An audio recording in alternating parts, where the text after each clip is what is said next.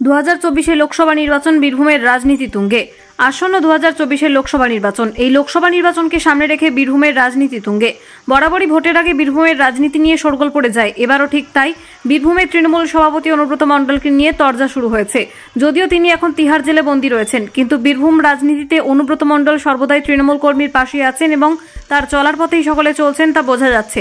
অনুব্রত মণ্ডলের দাপট যে কমেনি সেটা কিন্তু দেখলেই বোঝা যায়, কারণ সদ্য মাননীয় মুখ্যমন্ত্রী মমতা বন্দ্যোপাধ্যায় নতুন কোর কমিটি গঠন করেছেন বীরভূমে। সেই কোর কমিটি বীরভূম জুড়ে তৈরি হয়েছে বিশাল গেট। সেই গেটের স্থান পেয়েছে 5 জন কোর কমিটির সদস্য অনুব্রত মণ্ডল। তৃণমূল কর্মীদের বক্তব্য, অনুব্রত মণ্ডল না থাকলেও অনুব্রত মণ্ডলের ছবি নিয়ে নির্বাচনী প্রচার চলবে। এর থেকে বোঝা যায় যে বীরভূমের তৃণমূলের শেষ কথা অনুব্রত মণ্ডল। কাজী আমিরুল ইসলামের রিপোর্ট।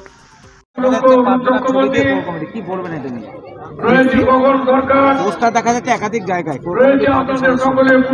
মাননীয় মুখ্যমন্ত্রী যে কোর কমিটি ঘোষণা করেছেন সেই ছবি দল থেকে লাগানো হয়েছে, যাতে কর্মীদের আস্থা ফিরে আসে।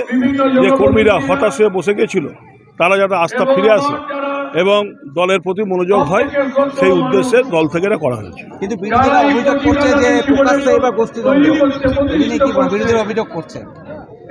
বিরোধীরা যত অভিযোগ করবে তত আমাদের লাভ, আমরা তার ফল পাবো। তারা অভিযোগ করুক না, আমাদের কোনো গোষ্ঠীদ্বন্দ্ব নেই।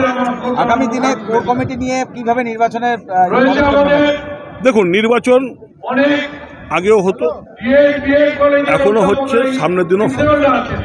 নির্বাচন তো করে বুথ প্রেসিডেন্ট, তাদের পরিচালনা করার জন্যই অঞ্চল প্রেসিডেন্ট বা অঞ্চল কমিটি, তাদের পরিচালনা করার জন্যই ব্লক কমিটি বা ব্লক প্রেসিডেন্ট, এবং টোটালটাকে ধরে রাখার জন্য মনিটরিং ওয়ান ম্যান করার জন্য জেলা সভাপতি একজন হয়। তাহলে আমার বুথ প্রেসিডেন্ট যদি ঠিক থাকে, ওপরে কি হচ্ছে না হচ্ছে দেখা দরকার নাই, আমার ভোট এমনিই হবে। কেননা সবাই একজনকেই চেনে, তার নাম মাননীয় মুখ্যমন্ত্রী মমতা ব্যানার্জি। তার নামেই, তার ছবিতেই ভোট হবে, অন্য কিছুর প্রয়োজন আছে বলে আমি মনে করি। আমরা তো ধর্মীয় মানুষ, আমরা ধর্মনিরপেক্ষ দেশে বাস করি।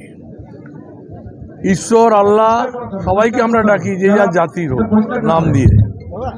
তো অনুব্রত মণ্ডলের নামে আজকে বীরভূম জেলায় যে আলোড়ন, 1.5 বছরের ওপর হয়ে গেল সে বীরভূমে নেই।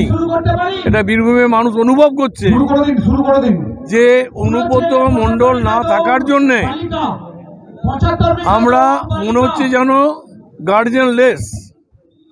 তো সেই জায়গায় ওর জন্য এত মানুষের চিন্তা ভাবনা।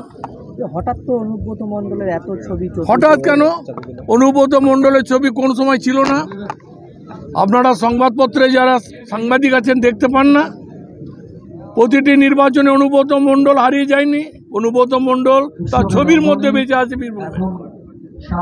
আগামী দিনে অনুব্রত মণ্ডল সশরীরে যদিও না আসে, ওর ছবি থাকবে এবং সেই ছবি নিয়ে ভোট হবে, এটুকু জানি।